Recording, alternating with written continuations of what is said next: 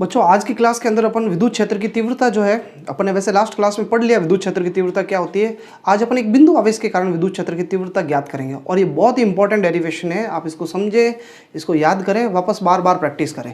तो अपन जो कर रहे हैं वो विद्युत क्षेत्र की तीव्रता ज्ञात करते हैं बिंदु आवेश के कारण।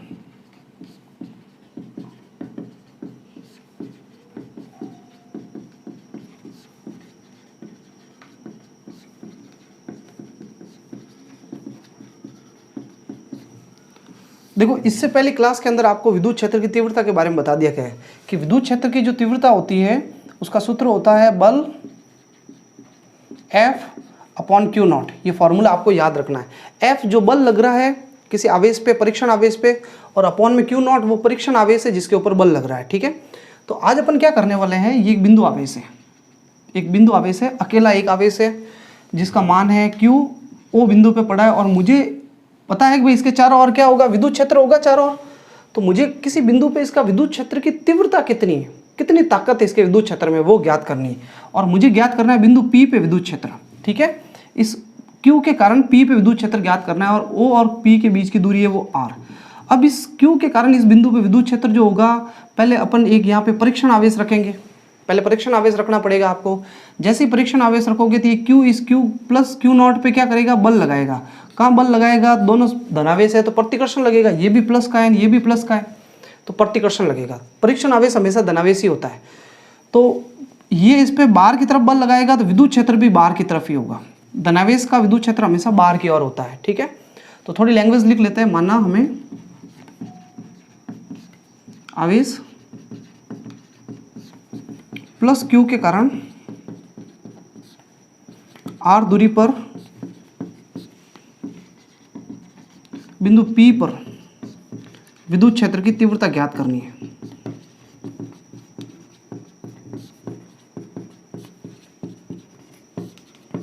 ठीक है, देखो बहुत सिंपल सा डेरिवेशन है, आपको खाली बस इस सूत्र को दिमाग में रखना है। ये सूत्र दिमाग में है आपके तो आप आराम से डेरिवेशन कर लोगे। कैसे करेंगे हम, सबसे पहला step first,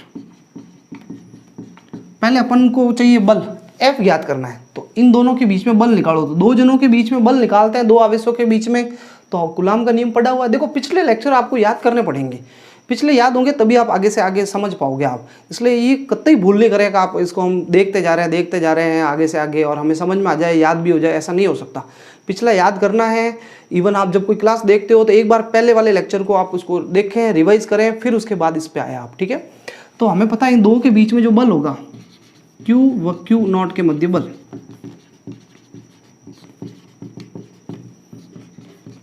K Q0 upon R²। तो कूलाम का सूत्र है। मैं इसको सदिश रूप में लिख रहा हूँ। जैसे मैं सदिश रूप में लिखूंगा तो मुझे एक R कैप लगाना चाहिए। इकाई सदिश जो होता है वो बल की दिशा बताता है और हमारे बल इधर है तो R कैप भी इधर की तरफ ही होगा। ठीक है, पहला स्टेप हो गया, मेरे बल निकाल दिया। अब मैं सीधा ये सूत्र लगा दूंगा। तो सेकेंड स्टेप,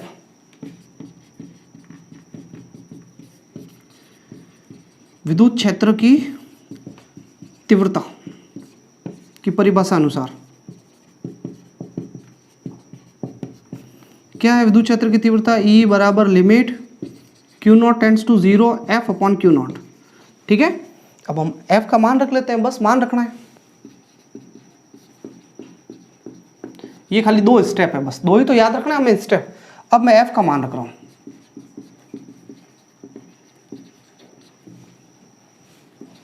F का मान क्या है, K Q0 अपॉन R² और R कैप, ये F की वैल्यू है। ठीक है, और अपॉन में क्या पड़ा हुआ है, Q0। देखो Q0 से Q0 कट गया और कटना भी चाहिए। मैंने आपको पिछली क्लास में बताया कि विद्युत क्षेत्र जो होता है वो इस स्रोत आवेश पर निर्भर करता है, Q पे, Q0 पे नहीं करेगा। Q0 तो परीक्षण आवेश है, ये तो बाहर से आया हुआ आवेश है और इसके ऊपर तो बल लग रहा है, इसलिए ये इस पे विद्युत क्षेत्र निर्भर नहीं करेगा। तो देख लो, मैंने आपको बताया भी था Q0, तो ये ऐसे सूत्र में दिख रहा है आपको, इस सूत्र में दिख रहा है Q0, पर इस Q0 पे ये विद्युत क्षेत्र ये निर्भर नहीं करता है। तो Q0 से Q0 कट गया, तो E की वैल्यू जो है वो आ गई KQ अपॉन R² और R कैप। ये एक बिंदु आवेश के कारण विद्युत क्षेत्र है। ठीक है, इस धनावेश के कारण विद्युत क्षेत्र है। अब यहाँ पे आप देख ही रहे हो कि जो E है वो व्युत्क्रमानुपाती R² के, यानी जैसे जैसे दूरी बढ़ेगी विद्युत क्षेत्र का परिमाण जो है वो घटता रहेगा, विद्युत क्षेत्र की तीव्रता जो है वो घटती रहेगी। ठीक है। इस पे अपन ग्राफ बनाएंगे अभी थोड़ी देर बाद। ये बहुत इजी सा डेरिवेशन है, आप इसकी वापस बार बार लिख करके प्रैक्टिस करें। इसकी सूत्र भी बहुत काम का है, E = KQ/R²। अब मैं ये कह रहा था कि अगर ये आवेश ऋणावेश हो जाए तो क्या होगा, तो मैं बता देता हूं आपको।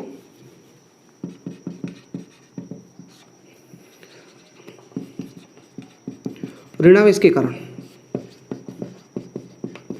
अगर ये आवेश -Q हो जाए और आपको कहे एक बिंदु P पे विद्युत क्षेत्र बताओ क्या होगा, तो आप इस बिंदु P पे परीक्षण आवेश रखोगे लाके, तो ये माइनस का है, परीक्षण आवेश हमेशा प्लस का होता है, तो ये -Q इस +Q0 पे बल किधर लगाएगा, ये तो अंदर की ओर लगाएगा, आकर्षण लगाएगा बल, तो बल अंदर की तरफ होगा, तो विद्युत क्षेत्र की दिशा भी कहाँ होगी, अंदर की ओर। तो सूत्र यही आएगा, E = KQ/R²। लेकिन यहाँ +R की जगह आ जाएगा -R।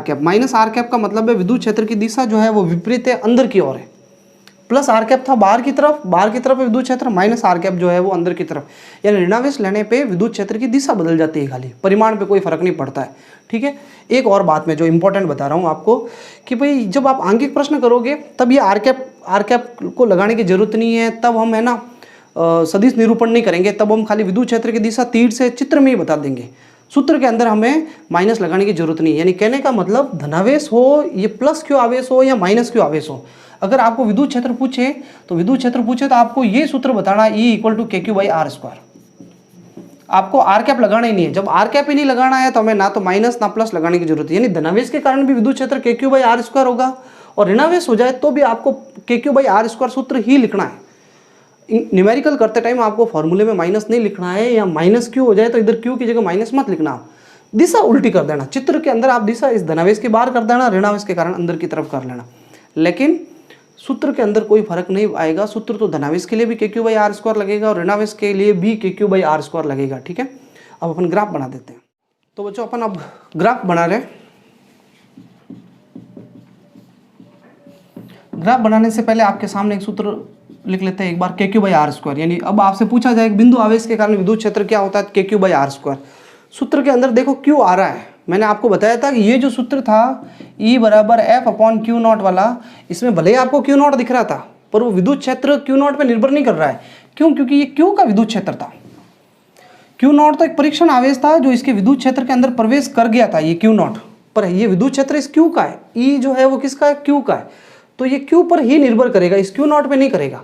आपको लग रहा है एक सूत्र में Q0 आ रहा है, पर अभी हमने देखा जैसे हमने F का मान रखा तो Q0 से Q0 कट गया था, इधर लिखा था मैंने Q0 कट गया था, और फिर सूत्र ये बन गया KQ/R²। तो वास्तव में देख सकते हो आप, इस सूत्र में Q ही आ रहा है, और ये Q का विद्युत क्षेत्र है, Q पे निर्भर करेगा, Q0 पे नहीं करेगा। ठीक है। तो अगर ग्राफ बनाना है तो सबसे पहला ग्राफ बना सकते हैं अपन E व Q के मध्य। तो E ऊपर और Q भी ऊपर है, जब दो जने ऊपर होते हैं तो हम कहते हैं दोनों समानुपाती हैं, और समानुपाती ग्राफ हमेशा सरल रेखा होते हैं। कैसे होते हैं ग्राफ, ये आकार कैसा होगा, सरल रेखा। तो इसलिए ग्राफ कैसा आएगा, ये विद्युत क्षेत्र है और ये आवेश है, ग्राफ सरल रेखा आएगा। अगर ये ऋणावेश हो जाए, -Q हो जाए आवेश, तो विद्युत क्षेत्र की दिशा भी उल्टी हो जाएगी और ग्राफ नीचे की तरफ आ जाएगा, सरल रेखा। दूसरा, E व R के मध्य, तो E और R देखो व्युत्क्रमानुपाती, E 1/R² के प्रोपोर्शनल है, ऊपर नीचे आ रहे हैं तो उसको हम कहेंगे व्युत्क्रमानुपाती। और व्युत्क्रमानुपाती ग्राफ जो होते हैं वो अति परवलयाकार होते हैं, नीचे गिरते हुए होते हैं। तो ये E है और ये R है। E और R में ग्राफ जो होगा वो नीचे गिरता आएगा अगर धनावेश है, Q > 0 का मतलब धनावेश है, और ऋणावेश होगा तो विद्युत क्षेत्र की दिशा उल्टी होगी, पर होगा ग्राफ गिरता हुआ ही। इस तरीके से ग्राफ आएगा। अच्छा, आपसे ये कहते हैं परीक्षा में कि भाई ग्राफ जो बनाना है ना, E व 1/R² के मध्य बनो, तो फिर ग्राफ कैसा आएगा। तो देखो E 1/R² को पूरा एक साथ लेना है, 1/R² को एक साथ लेना है। तो 1/R² पूरा एक साथ ले लिया तब तो E 1/R² के समानुपाती है। ये ध्यान रखना, ये पिछले हमने कूलाम के नियम में भी हमने डिस्कस किया है। तो इसलिए इनका जो E ऊपर की तरफ है तो ग्राफ आएगा सरल रेखा, और अगर नीचे ऋणावेश हो तो ग्राफ नीचे की तरफ सरल रेखा आएगा। ये ग्राफ हो गए। अब अपन विद्युत क्षेत्र के लिए मतलब अध्यारोपण के सिद्धांत का उपयोग करते हैं। पहले अपन एक क्वेश्चन करेंगे सिंपल सा, ताकि अपन फॉर्मूले को समझ ले, फिर अपन आगे बढ़ेंगे। अल्फा कण से 3 एंगस्ट्रॉम दूरी पर विद्युत क्षेत्र की तीव्रता ज्ञात कीजिए।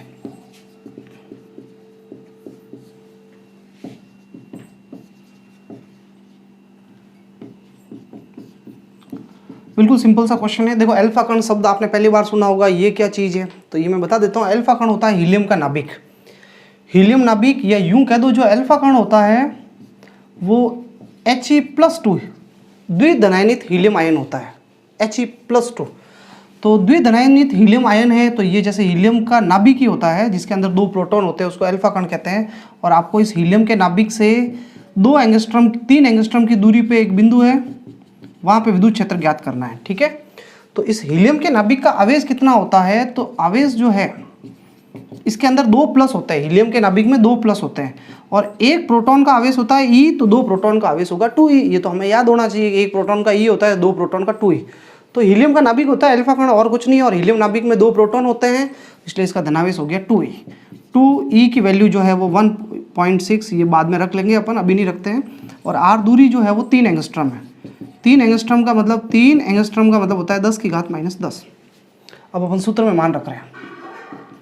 इसके कारण, हीलियम के कारण विद्युत क्षेत्र निकालना है तो सूत्र है KQ/R²। E = K का मान है 9 × 10⁻9, आप सबको पता ही है। E का मान 9 × 10⁻9 होता है। Q का मान कितना है?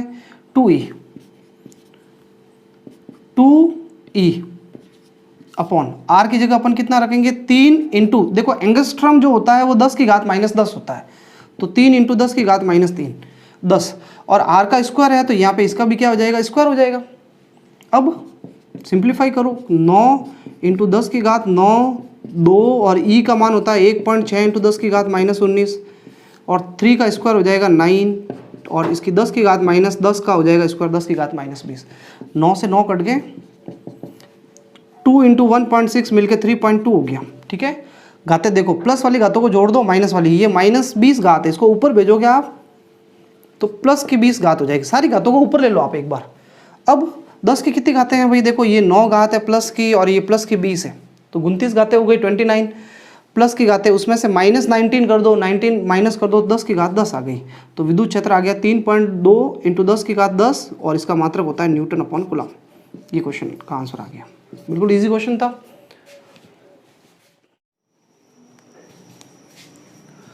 तो बच्चों अपन अब विद्युत क्षेत्र के लिए एक बार अध्यारोपण का सिद्धांत देख लेते हैं कि किस तरीके से है। तो इसमें अपन अध्यारोपण का सिद्धांत नहीं लिखेंगे क्योंकि वो हमने वहाँ पे विद्युत बलों के लिए कूलॉम के नियम के लिए हमने देख लिया था अध्यारोपण का सिद्धांत। अब अपन खाली देखेंगे कि इसके आंकिक प्रश्न कैसे किए जाएंगे। तो इसके लिए वही तरीका है जो हमने विद्युत बलों में काम में लिया था। मैं बता देता हूँ आपको, विद्युत क्षेत्र भी एक सदिश राशि है और सदिश राशियों को जोड़ने के लिए सदिशों के नियम काम में लिए जाते हैं, योग के। ठीक है, तो सदिशों के योग के नियम के अंतर्गत हम कैसे सदिश राशियों को जोड़ते हैं तो हमने पहले पढ़ा हुआ है। मैं बता देता हूँ आपको। इसमें सबसे पहले फर्स्ट पॉइंट याद रखना है। ठीक है, मतलब हम कर क्या रहे हैं? परिणामी बल, परिणामी विद्युत क्षेत्र ज्ञात करना।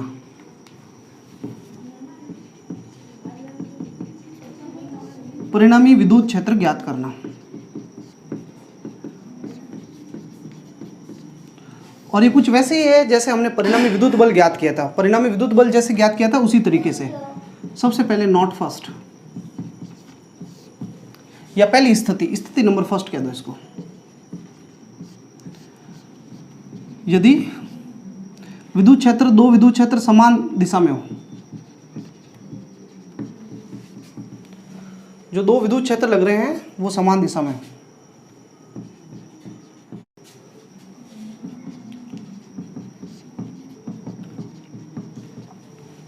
पहली स्थिति है जिसमें दो विद्युत क्षेत्र समान दिशा में हो। जैसे इस बिंदु पे एक विद्युत क्षेत्र इधर लग रहा है और एक और विद्युत क्षेत्र लग रहा है इधर की तरफ E2। दोनों विद्युत क्षेत्र एक ही दिशा में लग रहे हैं, तो आपको कोई परिणामी विद्युत क्षेत्र बताओ, तो परिणामी भी इसी तरफ आएगा, E परिणामी विद्युत क्षेत्र। तो इस बिंदु पे दो विद्युत क्षेत्र एक साथ लग रहे हैं एक ही दिशा में, और परिणामी विद्युत क्षेत्र ज्ञात करना हो तो सीधा जोड़ देना। जैसे हमने बल में जोड़ा था ना, F1 + F2 किया था, तो उसी प्रकार आपको परिणामी विद्युत क्षेत्र ज्ञात करना है तो सीधा जोड़ देना। देखो आंकिक प्रश्न करने हैं, समझने हैं आपको, खाली रटने से काम नहीं चलेगा। फिजिक्स के अंदर प्रश्न समझोगे, क्योंकि आंकिक प्रश्न भी परीक्षा में आते हैं, तो इसलिए हमें अभ्यास होना चाहिए। और चलो परीक्षा की बात छोड़ा, बोर्ड परीक्षा की बात, आपको आगे कंपटीशन में भी आंकिक प्रश्न करने हैं, इसलिए आपको प्रैक्टिस करनी है, समझना है। नहीं समझ में आए बार बार कोशिश करो, आप पूछो किसी से। तो इसलिए है बहुत सरल है, इन चीज़ों को खाली एक बार समझ लिया जाए तो आप आराम से कर सकते हो, प्रैक्टिस की जरूरत है। दूसरी स्थिति नंबर सेकेंड, यदि दो विद्युत क्षेत्र विपरीत दिशा में हो,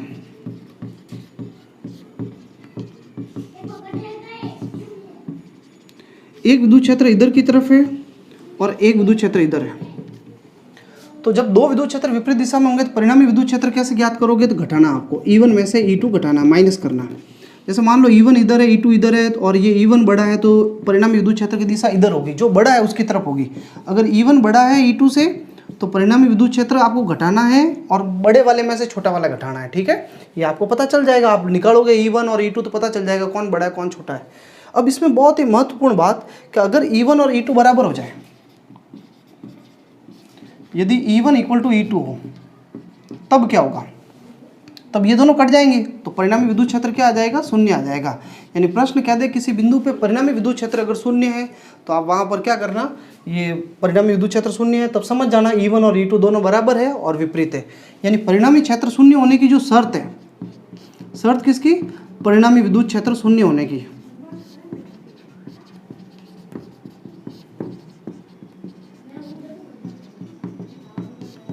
शर्त यह है कि पहली बात तो कि दोनों विद्युत क्षेत्र एक दूसरे के विपरीत हो।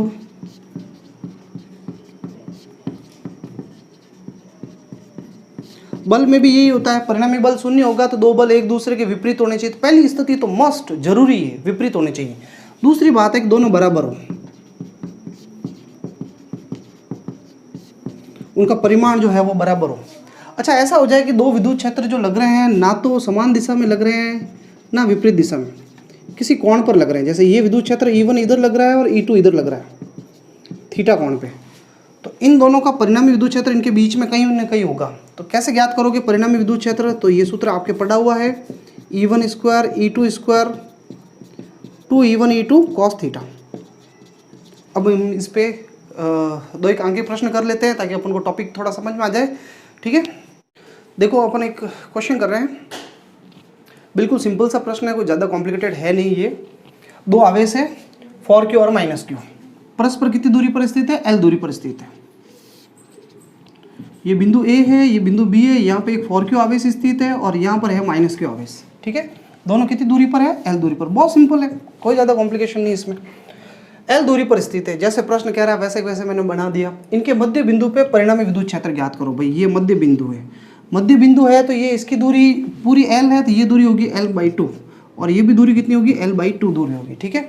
तो बिंदु C पर परिणामी विद्युत क्षेत्र किस किस के कारण होगा? तो यहाँ कितने आवेश दिख रहे हैं? दो दिख रहे हैं, एक चार क्यू और एक माइनस क्यू। इन दो के कारण यहाँ पे विद्युत क्षेत्र होगा। कौन से बिंदु पे निकालना विद्युत क्षेत्र? किस बिंदु पे निकालना है? मध्य बिंदु पर। मध्य बिंदु कौन सा? C पे विद्युत क्षेत्र निकालना है आपको। तो विद्युत क्षेत्र तो एक सदिश राशि है, इसकी दिशा हमें इंगित करनी पड़ेगी। तो इसकी दिशा बनानी है मुझे, तो मुझे तीर बनाने हैं। तीर किसके ऊपर बनाने हैं? जहाँ पे विद्युत क्षेत्र ज्ञात करना है। मुझे विद्युत क्षेत्र ज्ञात करना C पर, इसलिए C पे आप तीर बनाओगे। तो C पे मैं विद्युत क्षेत्र दिखा रहा हूँ भाई, C पर, C के ऊपर से तीर निकालने। तो ये याद रखें किसी धनावेश का विद्युत क्षेत्र उस धनावेश से दूर जाता हुआ होगा और ऋणावेश का विद्युत क्षेत्र उसकी तरफ आता हुआ होगा। तो C पे दो विद्युत क्षेत्र होंगे, एक तो इस 4Q का, 4Q कैसा आवेश है? धनावेश है। यहाँ पे निकालना विद्युत क्षेत्र, तो ये 4Q का C पे विद्युत क्षेत्र कहाँ होगा? बाहर होगा। देखो कई स्टूडेंट गलती करते हैं कि इसका विद्युत क्षेत्र निकालना तो इसके ऊपर तीर लगाऊं, क्या सोचते हो? अरे इसके ऊपर नहीं लगाना, इसका तो विद्युत क्षेत्र ज्ञात करना है। इसका विद्युत क्षेत्र ज्ञात करना तो इसके खुद के ऊपर थोड़ी होगा, किसी और बिंदु पे होगा। तो मुझे कहाँ निकालना है? यहाँ C पे निकालना था। यहाँ पे अपन को अपना पेन यहीं पे पकड़ के रखना है। यहाँ पे विद्युत क्षेत्र तो दो आवेश पड़े तो दो होंगे, तो इस प्लस Q का विद्युत क्षेत्र इस बिंदु पे होगा, इस प्लस Q फॉर Q से दूर निकालना है। तो ये बाहर की तरफ तीर बना रहा हूँ मैं और इसको मैंने लिखा EA, क्योंकि ये A का विद्युत क्षेत्र इधर की तरफ, ठीक है। तो इस A के कारण C पर विद्युत क्षेत्र बताओ भाई।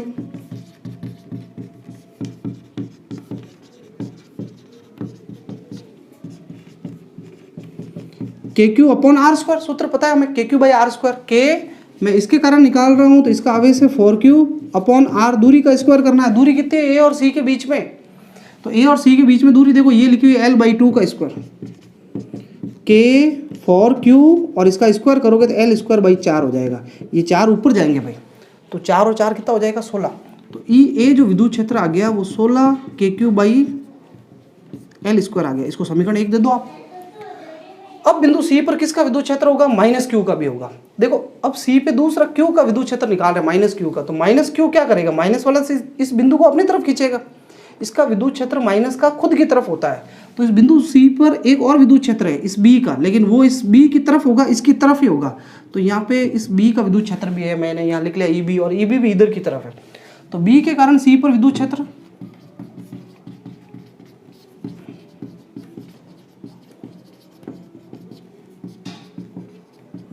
सूत्र है के क्यू बाई आर स्क्वायर। के इसके कारण विद्युत क्षेत्र निकाल रहा हूँ तो मैंने आपको पहले बताया है माइनस नहीं लगाना आपको, के भले माइनस का हो लेकिन क्यू ही लिखना आपको। इसका ये ऋणावेश है तो विद्युत क्षेत्र की दिशा इधर है, वो धनावेश है तो उसको धक्का दे रहा है सी को। के क्यू अपॉन आर स्क्वायर, ये दूरी कितनी है भाई एल बाई 2, और ये एल स्क्वायर बाई 4 हो जाएगा, 4 ऊपर चला जाएगा, 4 के क्यू बाई एल स्क्वायर, ये विद्युत क्षेत्र आ गया।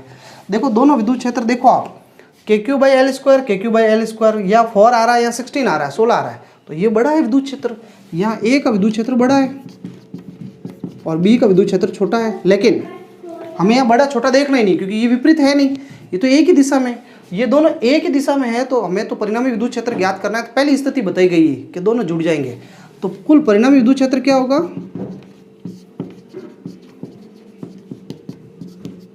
इसमें दोनों जुड़ जाएंगे ई ए प्लस ई बी। कितना होगा ये 16 के क्यू बाई एल स्क्वायर, 4 के क्यू बाई एल स्क्वायर, और ये जुड़ करके हो गया 20 के क्यू बाई एल स्क्वायर। ये आंसर आ गया भाई आपका। किधर होगी परिणामी विद्युत क्षेत्र की दिशा, तो दोनों इधर है तो परिणामी भी इधर होगी। तो इसकी दिशा प्रश्न पूछ ले तो माइनस क्यू की और इसकी दिशा होगी। ठीक है, देखो इस प्रश्न को, ये तो आप नोट डाउन कर लो, इसको बहुत सिंपल सा क्वेश्चन था, इसको अपन एक दूसरे तरीके से भी कर रहे हैं। मतलब अगर इसमें थोड़ा सा मैं चेंज कर रहा हूँ इस क्वेश्चन के अंदर, तो पहले आप एक बार ये क्वेश्चन नोट कर लो, आप अच्छे से नोट कर ले इसको रोक करके, फिर इसके बाद अपन इसी क्वेश्चन में परिवर्तन कर रहे हैं। मैं इस माइनस क्यू को प्लस क्यू कर रहा हूँ। ठीक है, तो देखो मैं इसको प्लस क्यू कर लेता हूँ। ठीक है, तो फॉर क्यू और प्लस क्यू आवेश जो है, ये प्लस क्यू आवेश है, ये दोनों जो है एल दूरी पर स्थित है। वैसे वैसे क्वेश्चन है, इस बार वापस आपको बिंदु सी पे विद्युत क्षेत्र ज्ञात करना है। तो इस ए के कारण इस बिंदु पर विद्युत क्षेत्र किधर होगा, धनावेश है तो प्रतिकर्षित करेगा।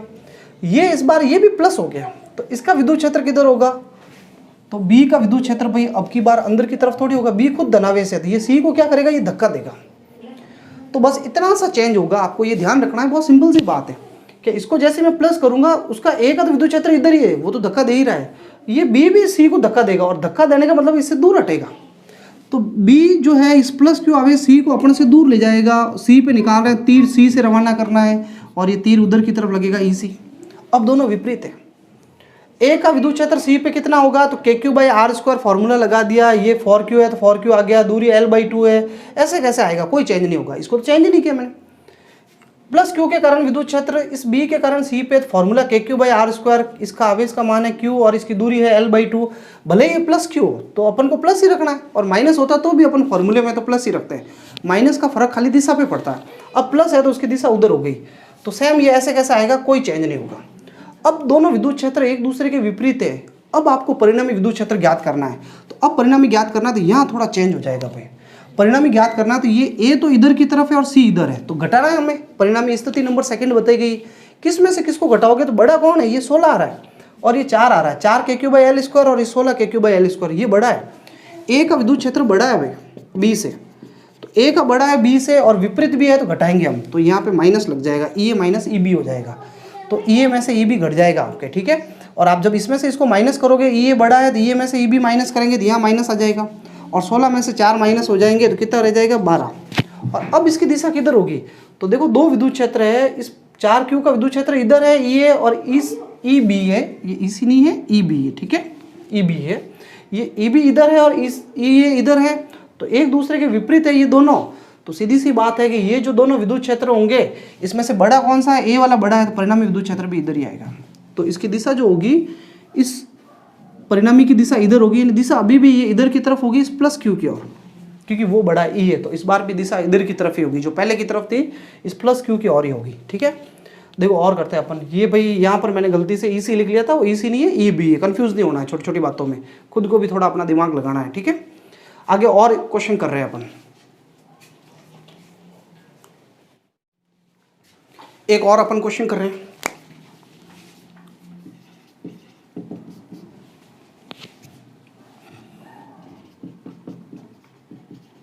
दो आवेश प्लस 9e व प्लस ई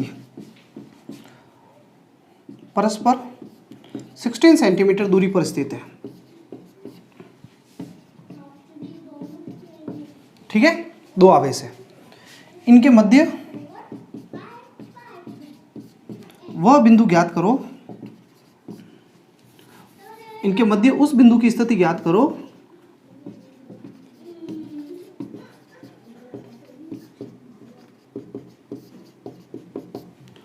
जहां परिणामी विद्युत क्षेत्र शून्य होगा।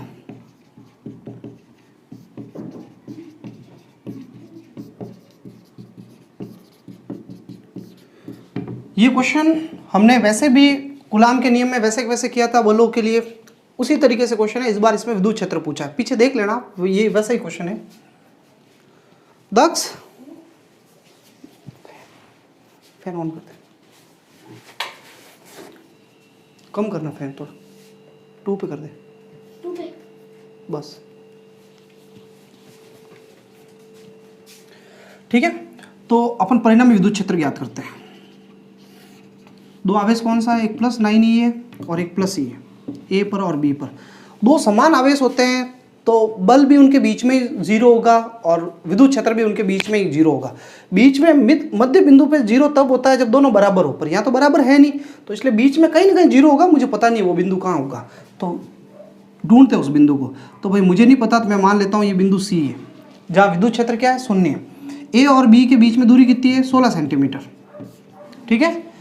तो मुझे तो पता है सी पर विद्युत क्षेत्र ज्ञात करना है, तो यहाँ ए और सी के बीच की दूरी को मैं कह देता हूँ एक्स। मान लो एक्स दूरी पर विद्युत क्षेत्र शून्य है, माना एक्स दूरी पर, किससे, 9E से।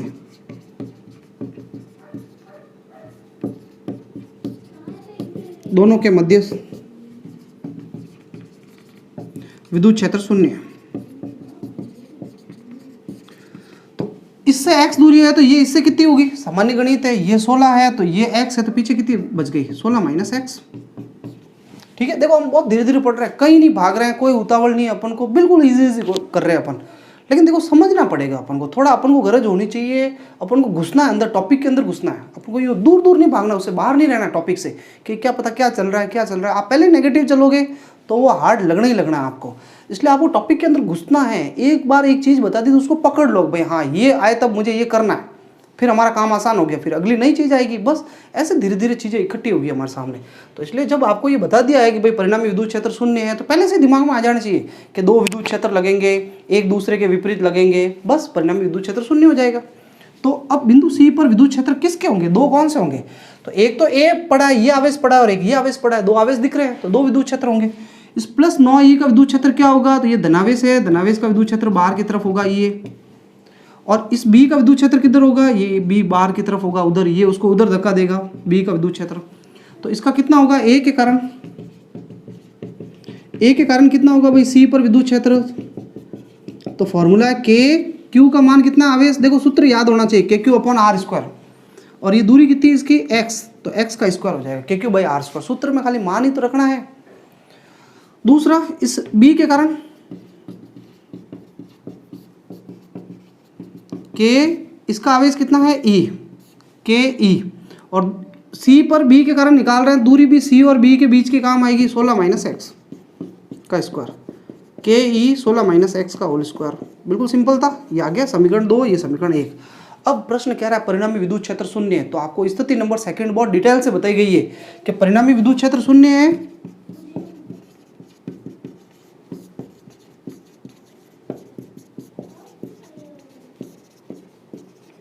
परिणामी तभी शून्य होता है जब दो बराबर और विपरीत विद्युत क्षेत्र लगते हैं। तो बराबर तो विपरीत तो है ही है, बराबर कर दो इनको बस, ई ए और ई बी बराबर। हमें खुद को करना है भाई, हमें बराबर सिद्ध नहीं करना है, बराबर तो दिया हुआ है प्रश्न के, बराबर है तभी तो शून्य होगा। निकालना क्या है, मुझे एक्स निकालना है, इस आवेश की स्थिति, ये बिंदु सी की स्थिति निकालनी है जहाँ विद्युत क्षेत्र शून्य है। तो प्रश्न कहाँ है, बराबर है तभी तो शून्य है, तो मैं कर देता हूँ बराबर। मान रखो भाई, इसका मान है के 9E अपॉन एक्स स्क्वायर, के ई अपॉन 16 माइनस एक्स का होल स्क्वायर, के से के कट जाएगा, ई से ई कट जाएगा, वर्गमूल ले लो आप, वर्गमूल लोगे 9 का वर्गमूल 3 हो जाएगा, एक्स स्क्वायर का वर्गमूल होता है एक्स, 1 या तो कुछ नहीं कट गया, ये 1 है, और इसका 16 माइनस एक्स का वर्गमूल लोगे तो होल स्क्वायर हट जाएगा, 16 माइनस एक्स। देखो वर्गमूल लेने पे आपको पहले बताया गया प्लस माइनस चिन्ह आएंगे, लेकिन जब दोनों आवेश समान हो, ये प्लस प्लस के हो दोनों तरफ, तो इधर प्लस का चिन्ह लेना, एक धनावेश और एक ऋणावेश हो जाता है तब आपको यहाँ माइनस लेना है। उसका कारण क्या है, तो उसका कारण ये है कि तब है ना इनके बीच में शून्य नहीं होता है विद्युत क्षेत्र, बाहर की तरफ होता है, वो भी आगे बताया जाएगा आपको, ठीक है। तो अब है ना, मैं तो प्लस का चिन्ह लेता हूँ और इसको सरल कर देता हूँ भाई।